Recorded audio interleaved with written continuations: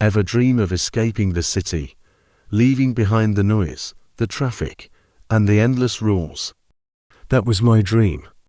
I wanted a piece of land to call my own, a place where I could breathe fresh air, get my hands dirty, and live life on my own terms. After years of saving and searching, I finally found it. A beautiful, albeit run-down, old farm. It was perfect.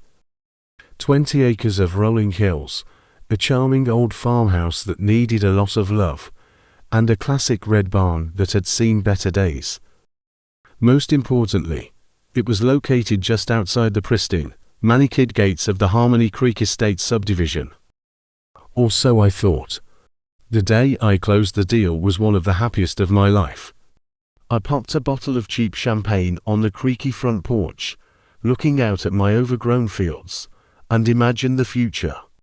I saw a thriving vegetable garden, a few chickens scratching in the dirt, maybe even a couple of goats. The house needed a new roof, the barn needed structural work, and the fields were choked with weeds, but it was all mine.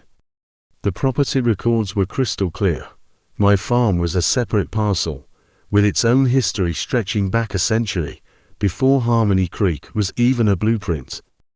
It was never part of their development. I was free.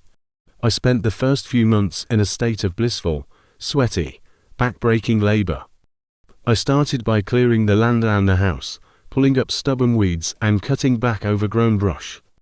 I patched the roof myself, watching countless online tutorials. Every evening, I'd sit on my porch, exhausted but deeply satisfied, watching the sunset paint the sky. My nearest neighbors were in the Harmony Creek subdivision, and a few would wave as they drove by. They seemed friendly enough.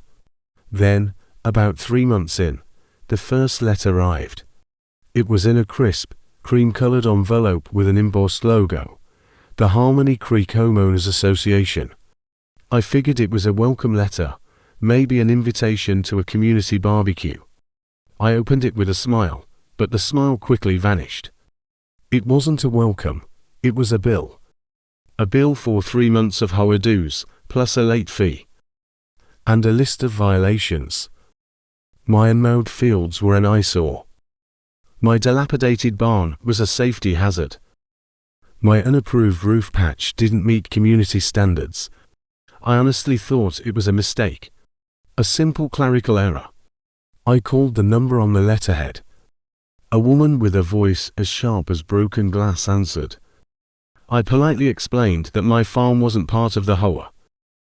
She laughed. A short, condescending laugh. "Sir," she said, "according to our records, your property is an annex to the Harmony Creek development. Dues are mandatory for all residents." I tried to argue, to explain the property lines, the history, the legal documents. It was like talking to a brick wall. She ended the call by saying, "Pay the dues and fix the violations, or we will begin foreclosure proceedings." Foreclosure. On a property I owned outright.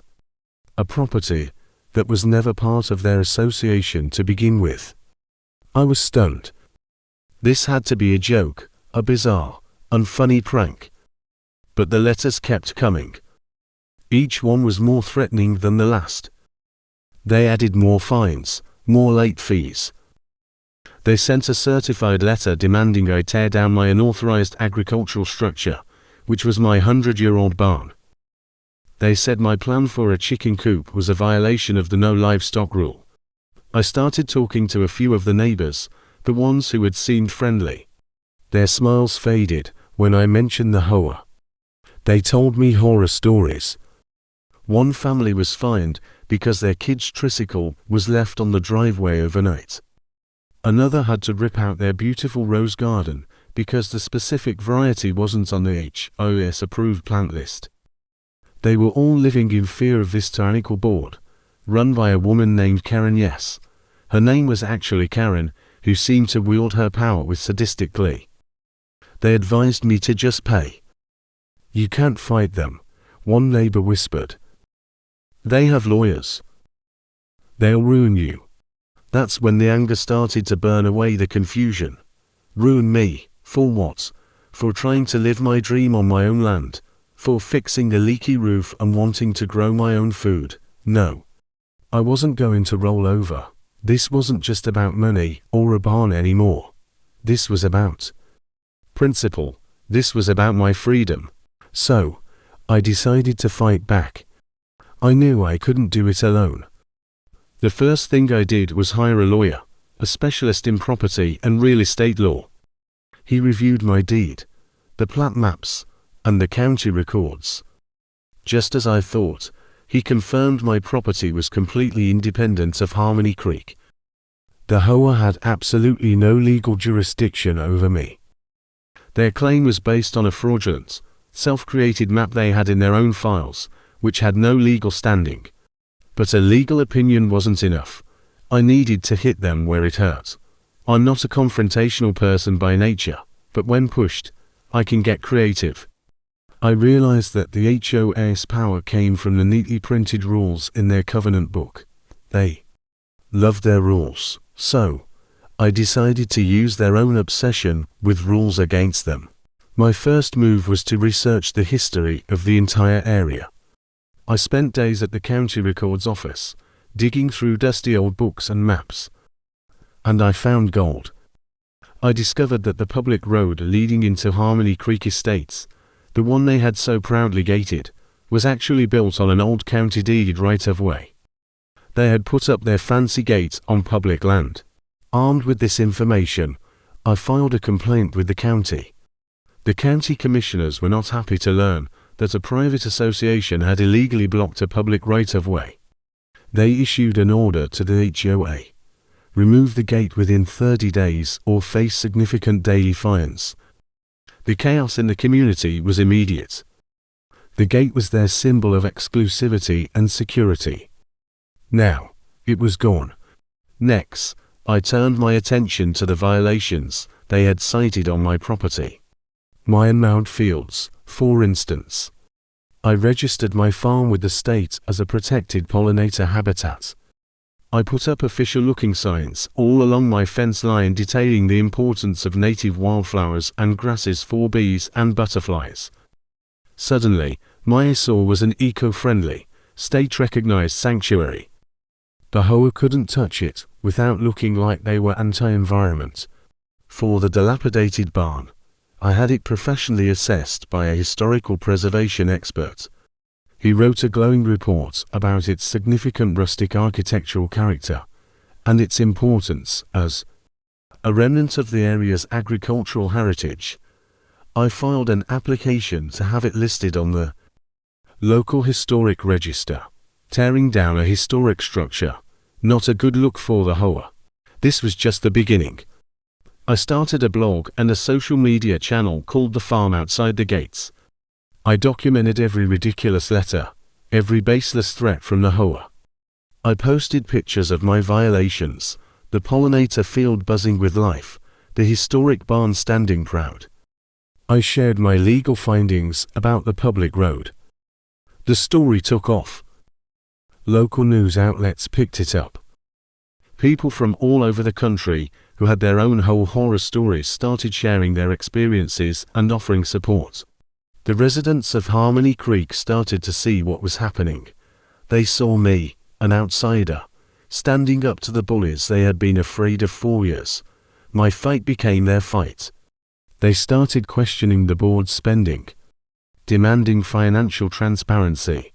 They discovered the HOA was spending tens of thousands of dollars on legal fees to harass me. The final showdown was the annual HOA meeting.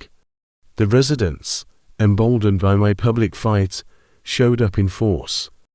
They had organized, they had proxies, and they were ready for a change. They questioned Karen and the board about the illegal gate, the wasted legal fees, and the harassment campaign against me. The meeting was a spectacle. The board was voted out in a landslide. A new board was elected, made up of reasonable people who just wanted a peaceful community, not a petty dictatorship. The first official act of the new board was to send me a letter. This one was different. It was an apology. They officially rescinded all fines, acknowledged their lack of jurisdiction, and formally apologized for the harassment I had endured. They even invited me to their next community barbecue as a friend and neighbor. Today, my farm is thriving. The house is restored. The garden is producing more vegetables than I can eat. And yes, I have my chickens. The barn still stands, a proud monument to a battle won. The best part: the relationship with my neighbors has completely transformed.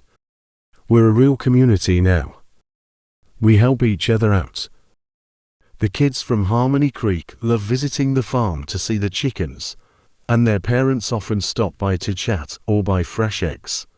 My story shows that you don't have to be a victim of bullies, whether they're on the playground or on an HOA board. Sometimes, all it takes is a little research, a lot of determination, and the courage to fight for what's right.